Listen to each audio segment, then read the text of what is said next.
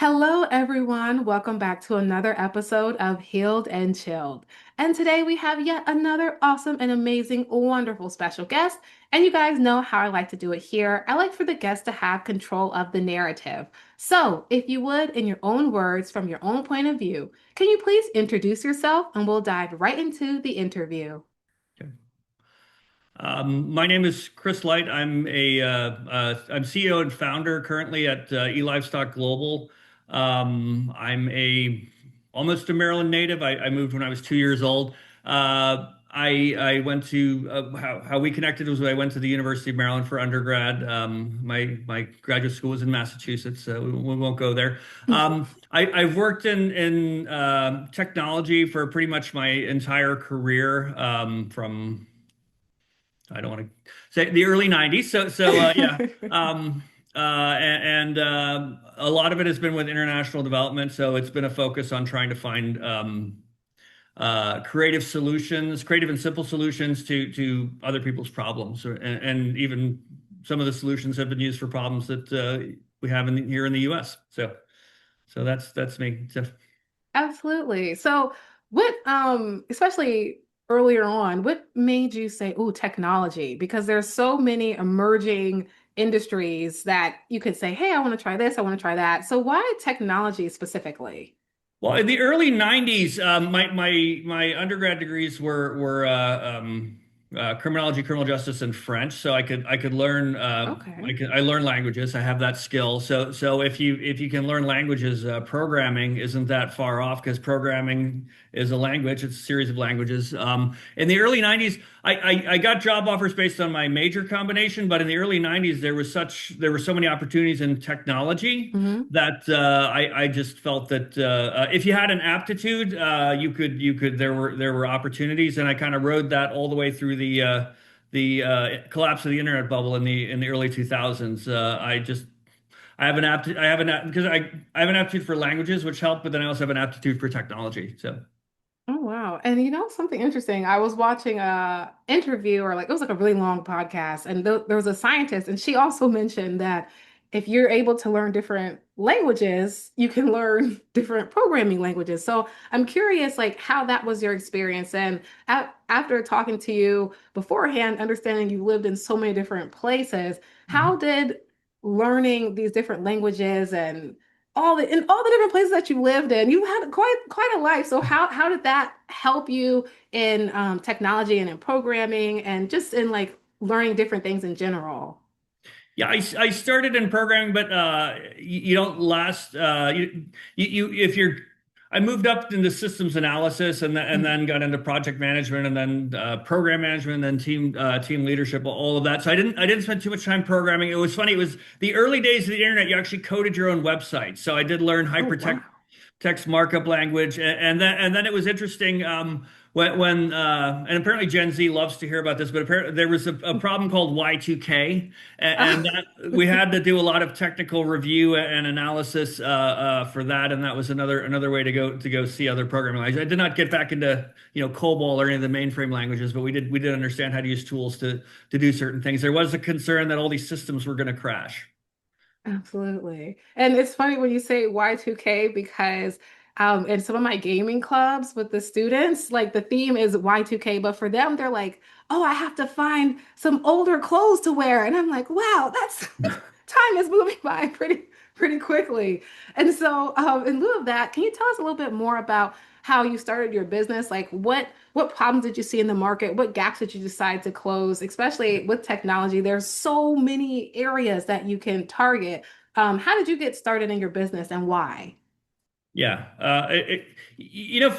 Funnily enough, if you, my entrepreneurial idea goes all the way back to, or interest goes all the way back to University of Maryland. I was on student government and senior council, and one of the meetings, we were in so many meetings, which was kind of odd being in college and being in a lot of meetings. But Hmm. that's kind of the higher you go, the more it's meetings and communication. But there was a Fair. guy there who was an entrepreneur, and he said, the thing about being an entrepreneur is you get to create your own job, and that Mm. that always stuck with me. It's like, wow, that seems like a cool idea, being able Yeah. to create your own job. And it's funny, I haven't done it yet. I joined the Alumni Association of the University of Maryland, started an entrepreneur council advisory council Okay. this year. I have not. At some point, I want to do an outreach and see if I can find the guy who said this, because I really I don't remember his name. I just remember that he said you can create your own job, and that was kind Mm. of the genesis moment. Working with international development, there was an old saying that your whole purpose is to eliminate the need for yourself. So you're supposed to put yourself out of a job. If you do your job Mm. well, if you help people well enough, they don't need you anymore. So Mm. that was the idea. So after 10 and a half years, and you get burned out in development if you're doing it right, it's hard not to get burned out because you're really dealing with a lot of people with issues and problems. I'm a little empathic, so I can't like if I go to a country and I see poverty and people suffering, Mm. I connect with it. So it's hard. So Mm. after like 10 and a half years, and I could have stayed in if I wanted to, I decided to try doing startups, I did three. Oh, Um, wow. and you know it's a learning thing. You want to you're going to be bad at it, like anything you're trying for the first time. It's Hmm. uh, and it takes a while to sort of hone yourself, and really it's they have terms for it too. I mean, entrepreneurship. I did my first companies like almost 20 years ago. Oh, So wow. things have evolved. So terminology like now I realize that what I was trying to you try to find this you don't want to be a solution in search of a problem. You want to be something that's in demand that's solving a particular pain point or whatever. But you Hmm. look for now they say product market fit. Hmm. PMF, right? But 20 years ago, it's like, yeah, one of my first startups was with green tech, and we were looking at, comprehensively doing from generation to efficiency. A lot of startups focus on one, but we looked at everything. So it's just yeah. So the whole it's not just the power generation or green power generation. It's really also the energy efficiency. Like we looked at putting in little things to make air conditionings run like 5 or 10% more efficient. I mean, Oh. this is 20 years ago. So you can tweak a refrigerator. They're just all these little things you can do to make things run more. Kind of like the Energy Star program. That's amazing. That's amazing. So I'm curious to know, did your upbringing impact your career trajectory of like living in different places, seeing different people and different sectors of like different levels of poverty, different levels of economic income? And then did that also translate into you like, okay, even with my business, I want to do something that's impactful rather than just profitable. And of course, Yeah. profitability is a main thing, but also being impactful, it seems like it's been a trend. So just Right. curious. It's funny. After doing three startups, I was burned out from that. So I just did like I went back to do government consulting, contracting work for that's always available. And if you're in the DC area, you can always do that. I never quite made it to direct government, but I've done a ton of contracting work. The reason I did e-livestock is because a guy I've known for many years, he had this idea of like better traceability for livestock, starting with cows. Mm. But the idea and using blockchain, but the point is there aren't good traceability systems, and it seemed like an opportunity. And in our pilot case was in Zimbabwe, where Oh, they had wow. a cattle disease outbreak, and from there our whole hypothesis was to design a system that would stop that from happening again. Because you have to understand, in a poor country, they lost between 50 to 100,000 animals. But Oh, this man. was this was poor farmers or poor ranchers who have say maybe two or three cows. If they lose their cow is their biggest asset. So if they lose the Mm. cow, they're basically wiped out. They're bankrupted. So we designed a system that would be able to try to better control disease outbreaks, and but we went from there. So Wow. That and you bring up a good point because when it's your livelihood with one or two cows, you can't really have any room for disease outbreaks and things. So right. wow. Okay. And so I'm just curious, you also mentioned that you did like multiple startups and you've had so many different experiences. What are some key things that you've learned along the way that you're like, man, if I would have known this earlier on, or if I was aware of this particular thing, if I knew I needed to do X, Y, and Z, like just in general, what are some life lessons that you've acquired throughout your life? Well, well, you probably saw my session at that I was part of, but yes, part of it, the entrepreneur conference. But the big thing is that you don't want to. There's certain things you don't want to skimp on, and this isn't just being an entrepreneur. It's in life or whatever. You never want to skimp on like legal advice, and you never Mhm. want to skimp on financial advice. That the financial is more for personal. But it's funny actually at Maryland. One of the things I've been advocating for years is to have a class for students on like how to manage your own finances. I'm so excited that's Mm. happening now. So Oh, many years wonderful. after I was talking about it, it's finally coming together. But one is your first when you have your first investor, you're going to be so excited about having that first investor that you may just almost want to be like, I'll sign anything. You Mhm. never want to do that. That's where it's most important to like pause and have things reviewed. Because even if you I have 6 credits of business law. Even if you think you understand a document, there are ways to incorporate things into a document Mm. that you may miss because you're not someone who reviews documents the whole time. And even now with AI, you may still Right. miss things. So you may have.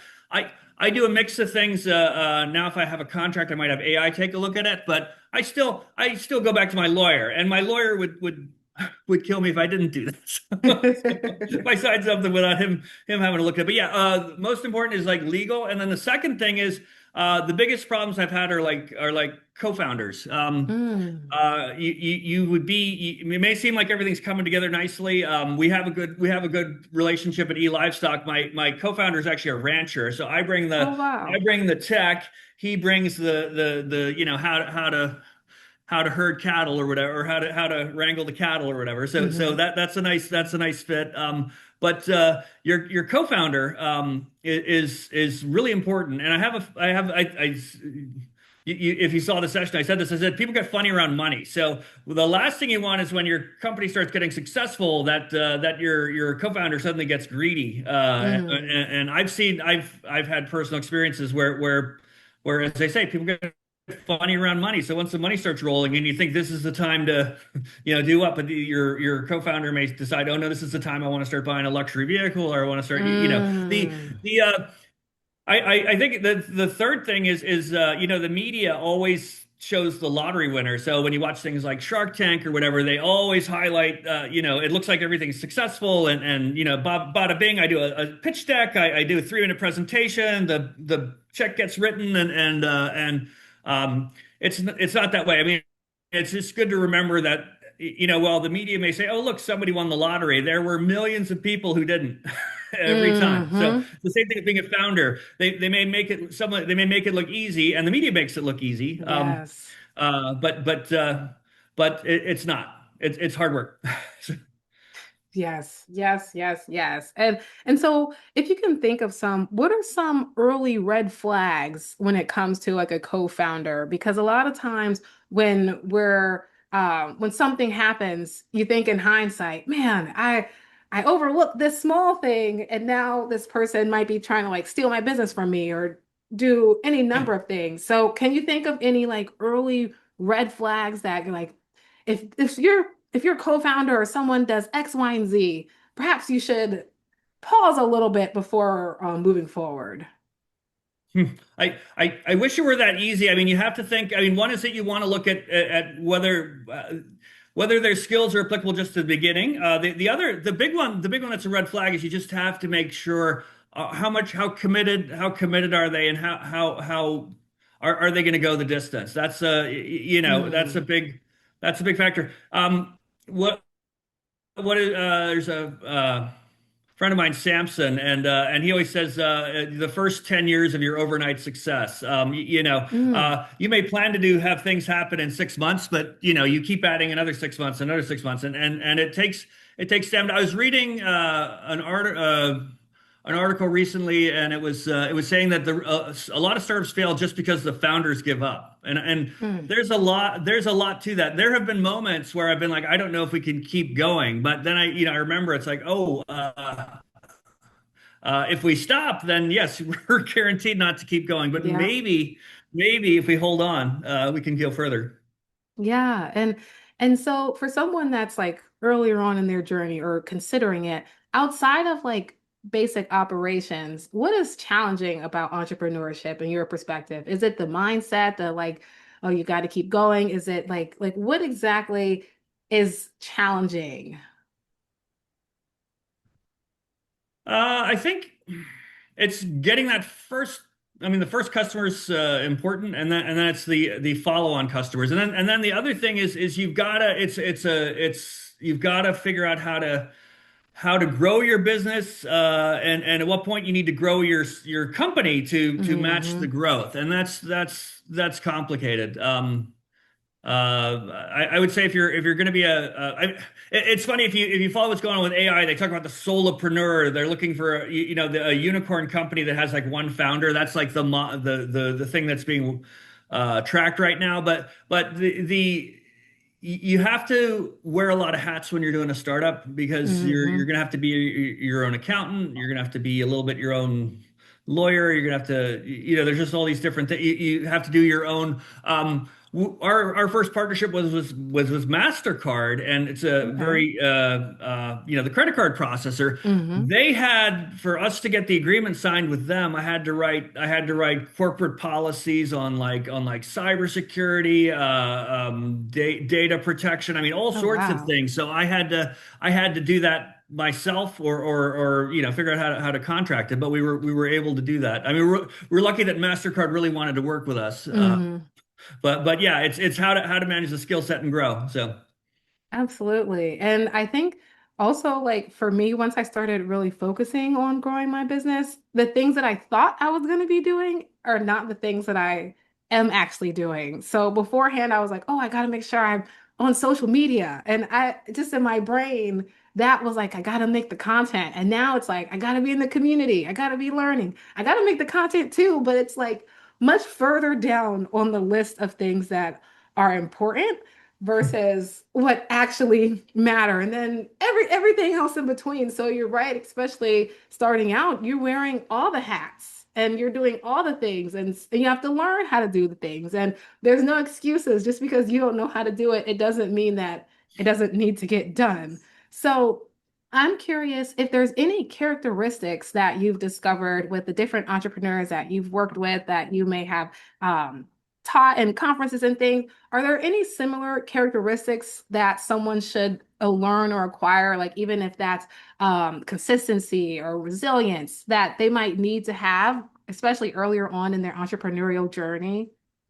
I think positive attitude is important. Hmm. I've noticed that the people who just are able to keep a positive face on it. It's yeah. I think that's a I I I think you'd have to. Most companies are centered around tech, so I think you would have to have some tech understanding. Like even though I didn't code our app or whatever, I had to know how to do it.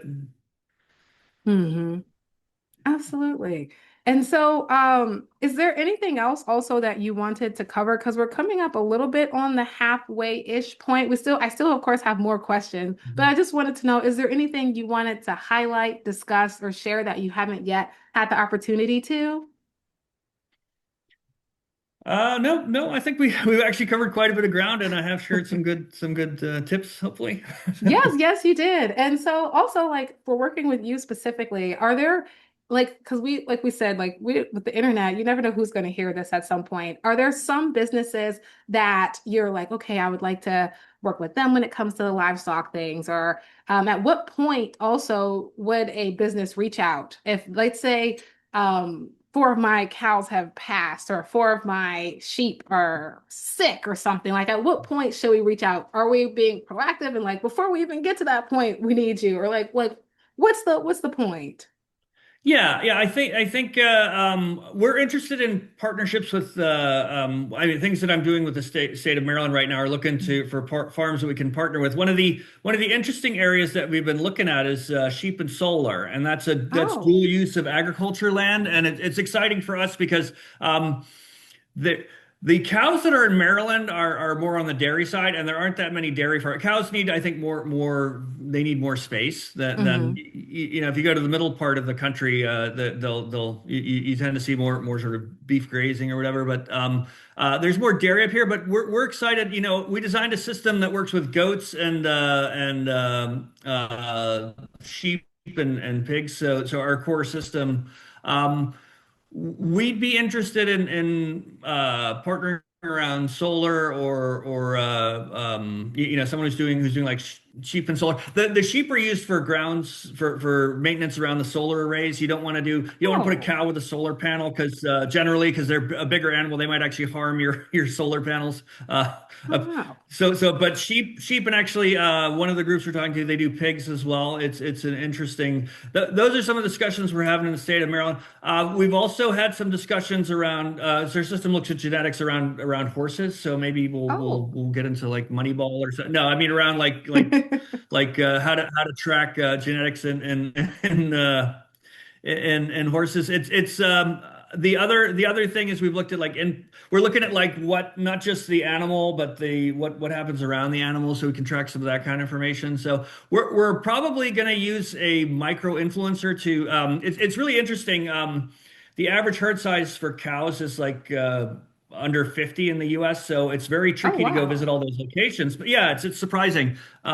It's not big ranches. A lot of farm in the U.S. is kind of I shouldn't use the word hobby, but it's smaller. There's Oh like the wow. family farms, which are almost like people who live on a farm and do other. Most people I know do they don't just do farming. Like there's a rancher I work with in Colorado who also operates Hmm. hair salons. Oh wow. They do these kinds of things. So it's we would like to what we'd like to do. People, if you have a farm and you want to tell the story of your farm, that's kind of who we want to work with because our system is great for telling the story of your food or whatever because and not Hmm. only telling it but proving it. You can say, "Oh, Mm. my beef is all grass fed or whatever," but you can also show it through our system Oh wow. because it's verified by blockchain. So, Fair enough. Fair enough. And for someone who is not super tech savvy, can mhm. you explain a little bit like what blockchain is and why it's an asset to be verified by blockchain and how that can help the farmers? Yeah, we started in 2019. So if we were starting now, it would probably be all about artificial intelligence, and that's the direction we're moving with tech, as I think everyone is. Mm, But with blockchain, the thing about blockchain is it's a record that's unchangeable. They say immutable, but I'll just say if you have a your cow's record on blockchain, that record can't be faked. It can't be forged. mm, It can't be changed. Because one of the things with blockchain is data moving in sequence. So you can't actually go back. So you couldn't say, oh, I forgot to immunize my animals. mm, A year ago, I'm going to put it in now. It would say, oh, in 2026, you put that you immunized your animals in 2025. mm, It wouldn't do it. So we think blockchain and supply chains are is a really great use case, which is funny because a lot of people when they think of blockchain, they start getting into crypto and meme coins and mm, all this other stuff, which is actually kind of the bane. It's a little bit the bane. I'm a big fan of blockchain, and I get a lot of mm. traction from the fact that we're successful with blockchain. But crypto is just crypto and meme coins and all the other stuff is just such a big distractor. So, Fair enough. And you bring up a good point, especially with the crypto side, but that makes a lot of sense. And I think for someone who's trying to keep track of the health of their animals and things, it's very useful. And so my final question before we switch it up a little bit mhm. is clearly you're a wealth of knowledge. And a lot of times people aren't as willing to share their knowledge. And like they're like, okay, I got to where I'm going and I just want to get to where I'm going and stay in my lane. So what inspires you to teach others, to speak at conferences, to share your business, but Oh, also to share your knowledge and your wisdom with myself and the everybody around that is able to absorb? What makes you want to do that? I think it's my personal value set, but it's also I am so I've always believed in like the 10% rule, like you 10% is for others. Mm, So that's just kind of where I fit things. It's like I'm so thrilled to be back on campus at the University of Maryland and just growing the next generation of entrepreneurs and you know things like don't graduate with debt, graduate with equity. You know Mm, those sorts of things I think are exciting. yeah. But it's my value system, and I've also I have such a history of working with poor people in other countries, or I hate to call them poor, but working with people who just need certain things. Or a lot of the work I've done is just very common sense. It's like Mm, years ago I was working with Armenia, and there are a lot of Armenians outside of Armenia, so we're like, well, let's help them send money back, and that'll help grow mm. Armenia. So we set up a whole banking and payment system, Oh, and you wow. know now a lot of this, you know, they pay a lot of attention to remittances. When people go to other countries, they tend to send money home. Hmm. And there are fees with that, and the more you can keep the fees down, the more money you get to the country. So I it's just it's kind of my it's kind of my sweet spot. I learned over the years that I'm not the I like friendly meetings. I don't like to be the bad person in the room, and Mm, I like to contribute and give back. So I worked as an auditor, which was an internal auditor, which was nice. But mm. then I always, you know, most people aren't happy to see you. So you know, I've kind of learned from that. Like I like to have people smile when I walk into a room. So. Mm, I definitely understand that point as well. And just thank you for always being willing to share, talk, learn, because there's so much information I think that we can learn from each other. And one of my favorite authors, Florence Scovel Shinn, says that nobody's anything to you, everyone's your teacher. So learning from you at the conference, but then learning from you in this capacity is truly rewarding for myself. And I'm sure the listeners as well. So just thank you. And in the second portion of this interview, I like to switch it up a little bit. And so you can either do two things, you can do both, you can do one. So if you have any questions for me, anything you're curious about, and or if you have anyone you want to thank along your journey or give any shout outs, now's your opportunity to do one of those things or both.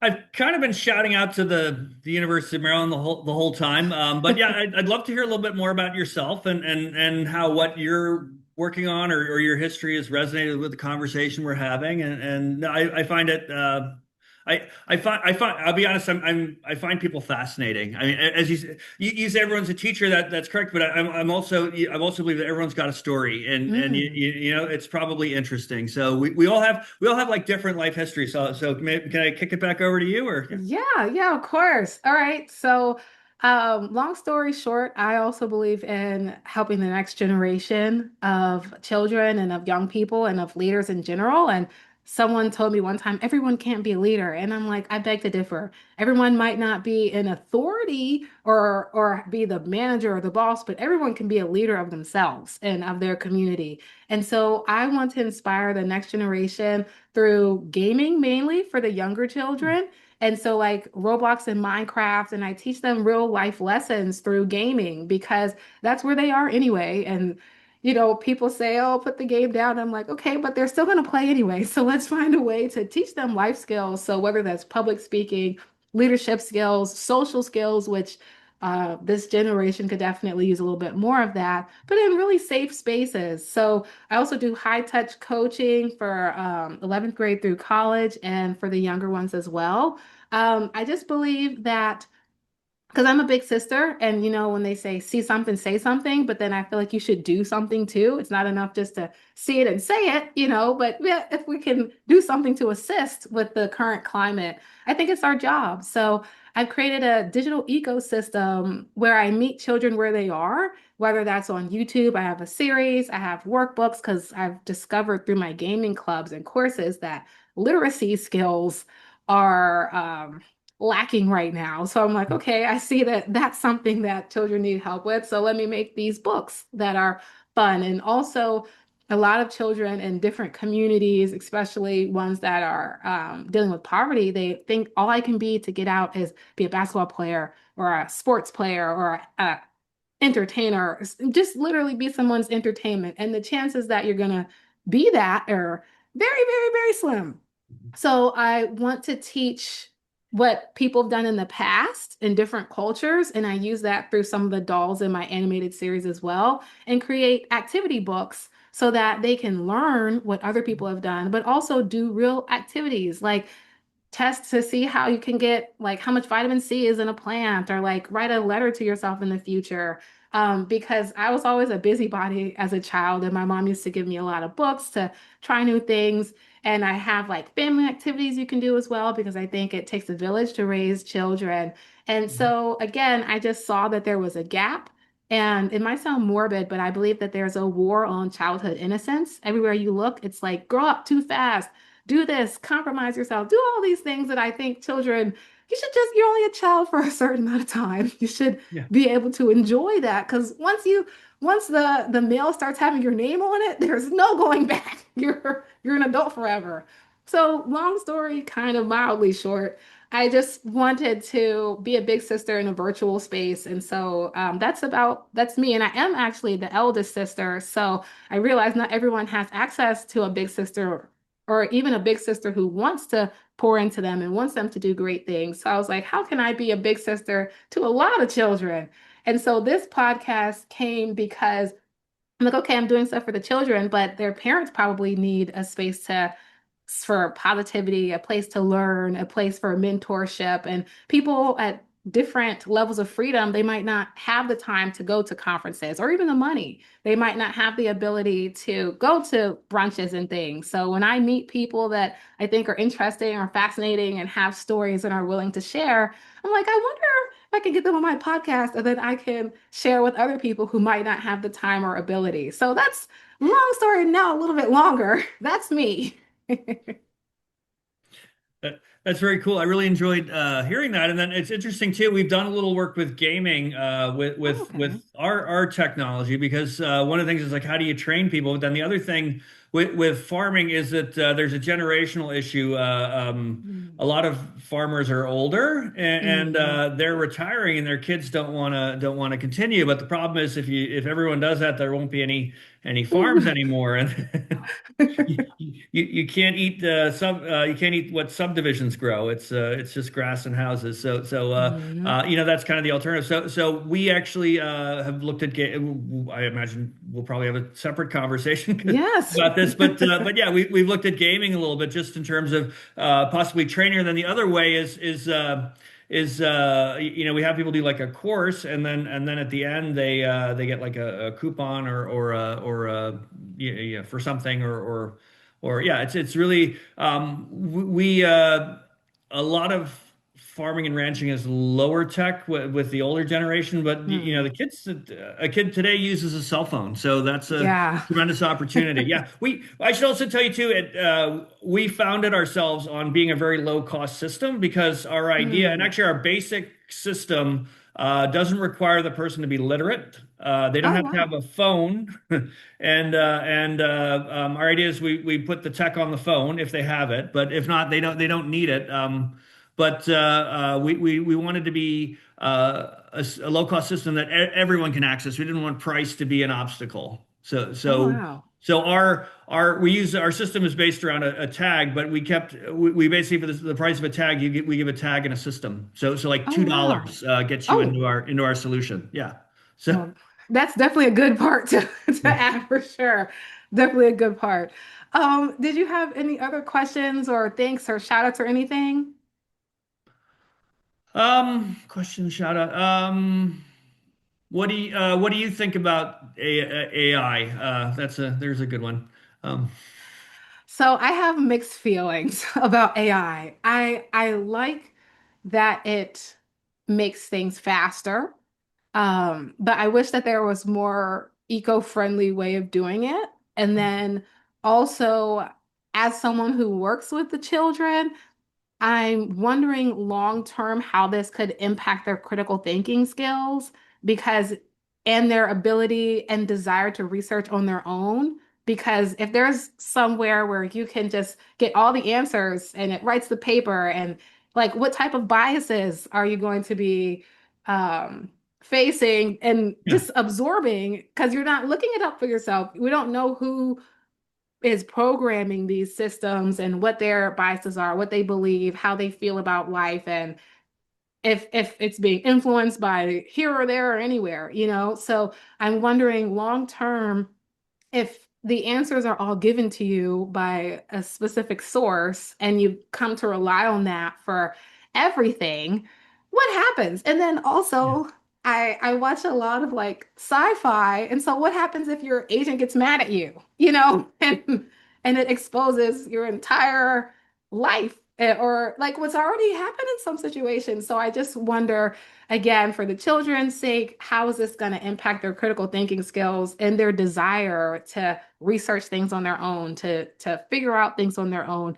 And then also for privacy's sake, you know, and like there's just so many things that people are sharing with AI, and even I might be guilty of it too. Like AI is sometimes my best friend, but you know, it also confirms my thoughts too. So how far does it go when it's confirming your beliefs and then you end up believing something that's totally left, so or totally Or just wrong? So that's right, my thoughts.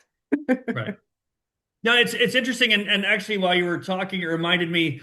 I had some interns in my company. What you're talking about social skills? I had some interns in my company like 2 years ago, and of course, that's a generation who went to college during COVID, and Yeah.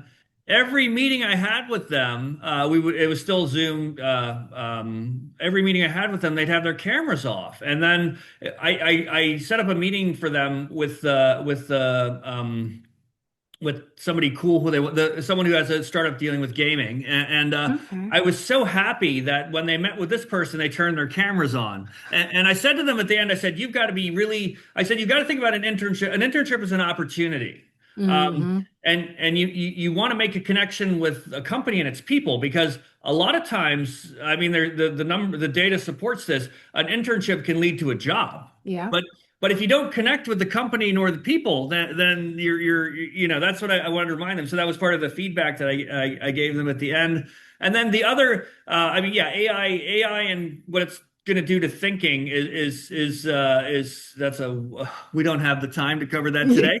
But I will say it's funny. I've said to young people for years, particularly ones who can't answer questions because they don't have if they don't have their phone or whatever. I'm like, if something happened to Google, how would you know?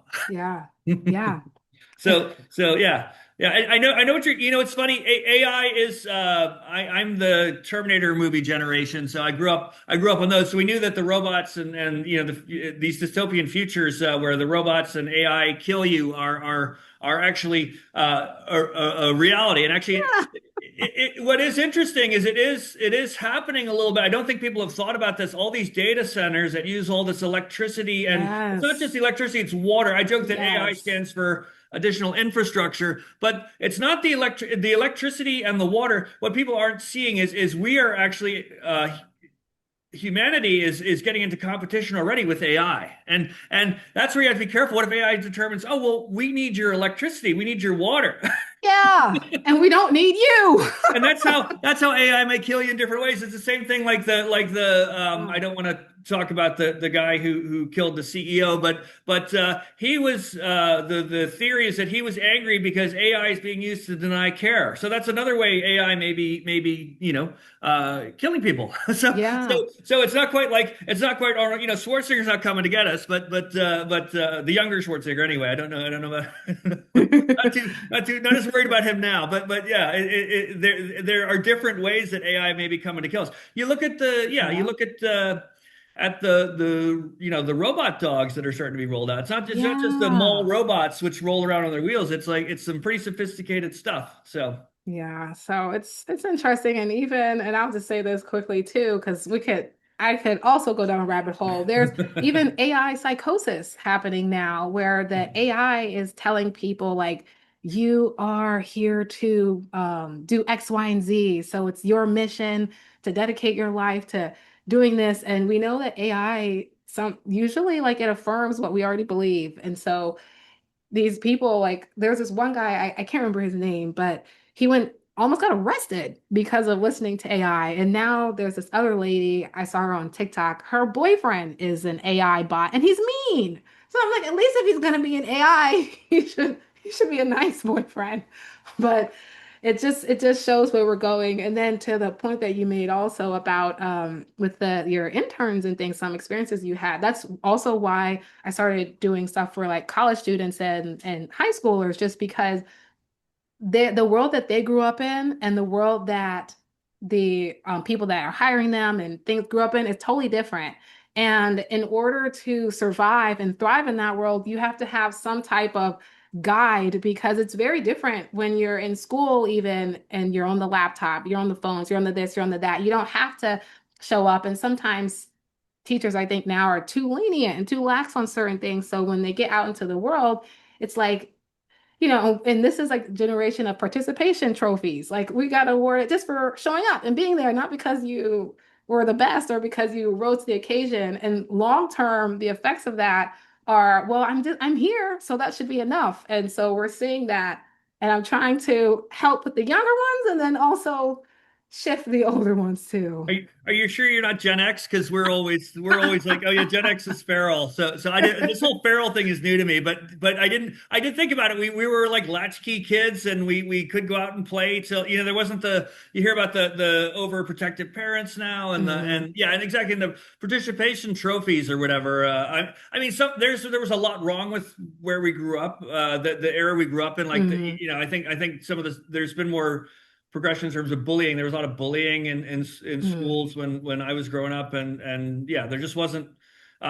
In some ways, there's this is good, but in other ways, it's yeah, there's some negative. I don't think yeah, getting I think participation trophies are. I have to tell you, with startups, you don't get participation trophies. So Yeah, and then the last thing that I'll also add is like one thing that I'm trying to tell parents and things and get the message across is like stop just saying all you have to do is try your best because yeah, to feel accomplished in things, sure, try your best, but your best might not be enough long term to get to where you're trying to go. And so if your best as a solo person, you can do like five things, but your competition is a conglomerate and they can do yeah, 1,000, your best is never going to beat their even bad day. So I say, like, tell children to try their best, but your best might not be enough to do what you want to do. So focus on growth and those results, not just say, oh, just do your best and it's going to work out. Because I think that's also what's happening there. Tell, just do your best and just try your best and it's going to be okay. And in the real world, your best might not actually be enough to secure whatever it is you're trying to yeah. do. Well, it's like my comment about you're not going to be good at anything the first time. A lot of things require practice, and Hmm. it's, as I said, with my first companies, I learned a lot. They weren't going to be yeah, there were some failures which didn't need to be failures. So Hmm. hopefully this will be I love mentoring, and I love judging startups, and hopefully this startup will be the you always want the one that it's I talk about startups having lift. Like Hmm. this startup has lift, so I feel pretty confident that we're gonna have a good exit at some point. But yeah, it's if I hadn't done several startups before this one, I don't think this one would be as successful as it is. So Fair enough. And so before I do my three cliche questions and hmm. and and I'm gonna give you an early signature round of applause.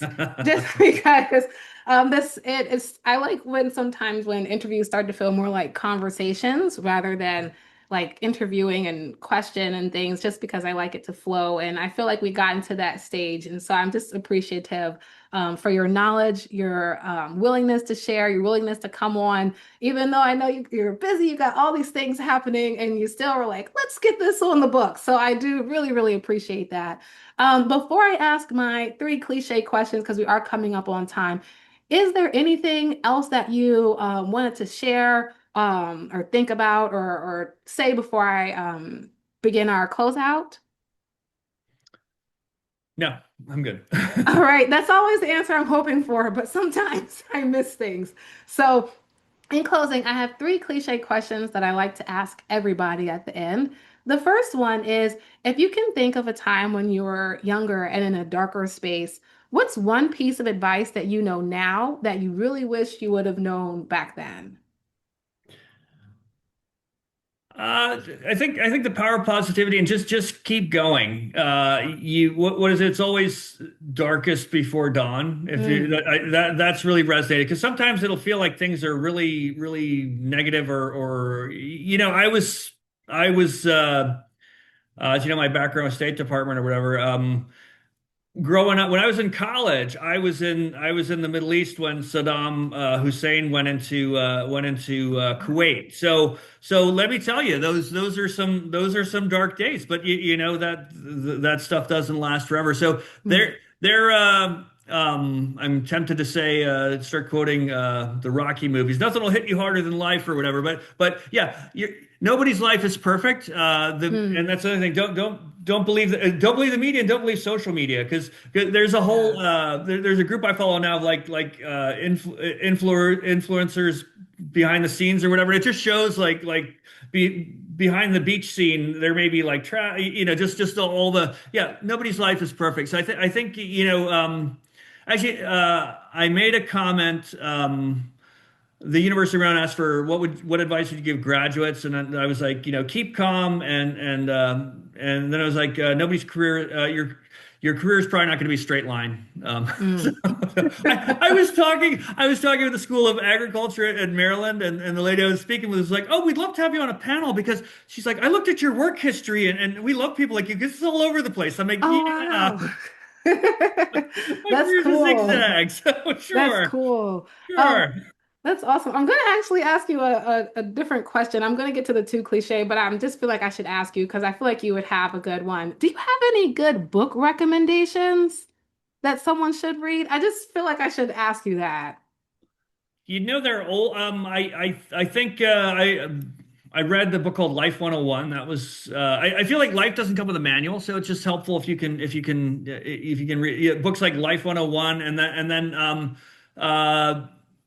there was another book, The Millionaire Next Door. These are I these are love old. that one. Yeah, these are older books. I really wish they would update them or whatever. But yeah, I like books with clever titles. So there was a guy who he had a paper company. He did like Swim with the Sharks, and Okay. yeah, it was just all about like how to survive in business.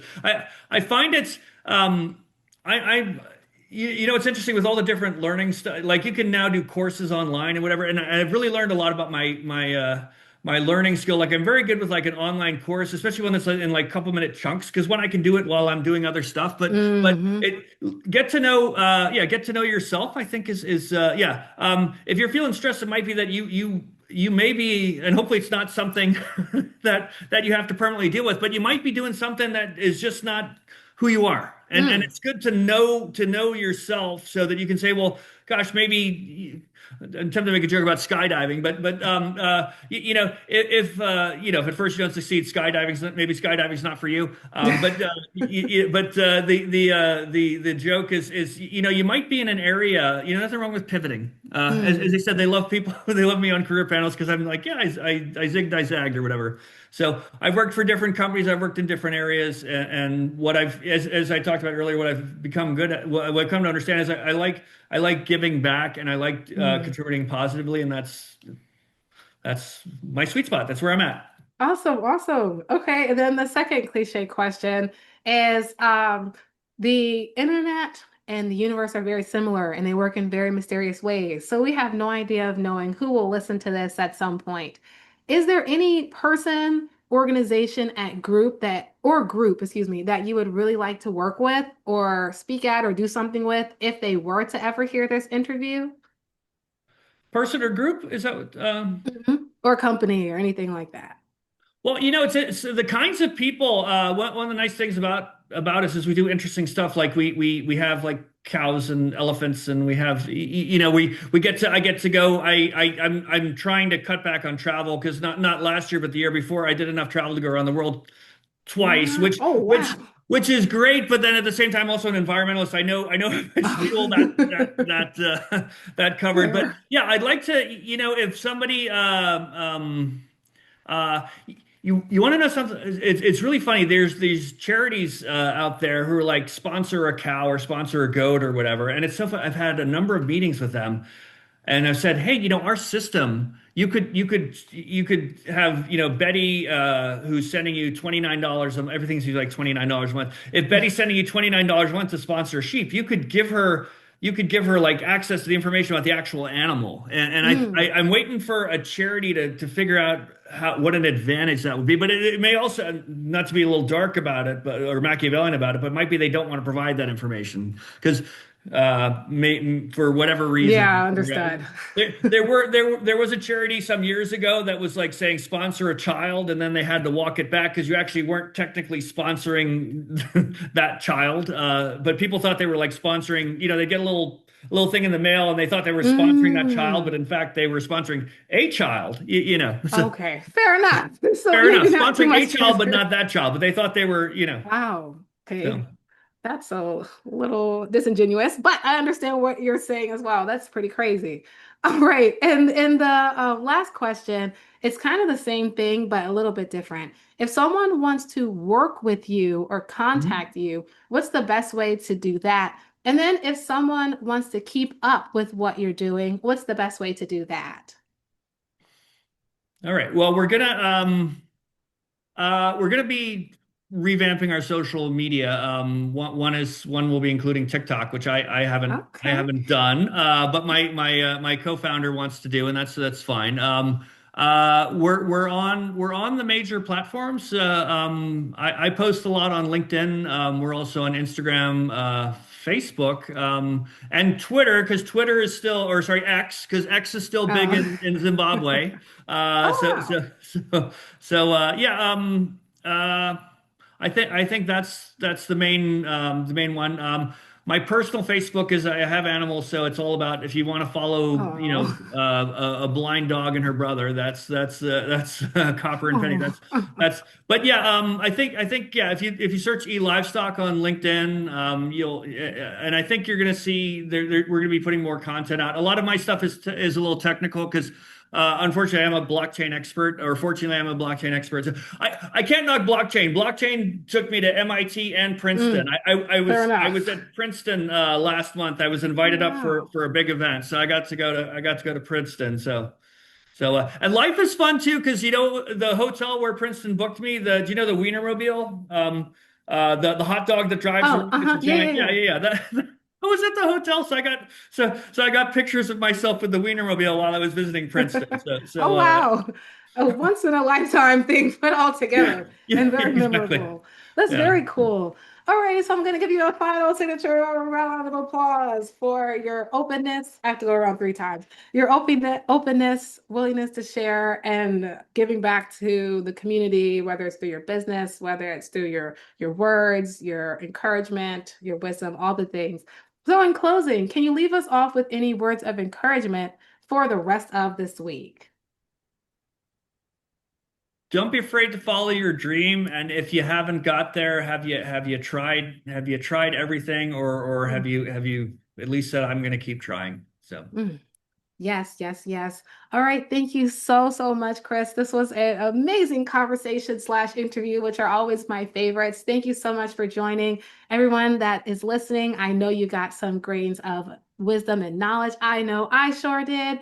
And I hope that you all have a wonderful rest of your week. That's the end of this episode of Healed and Chilled, and you'll hear from me again in the future. Bye. Bye.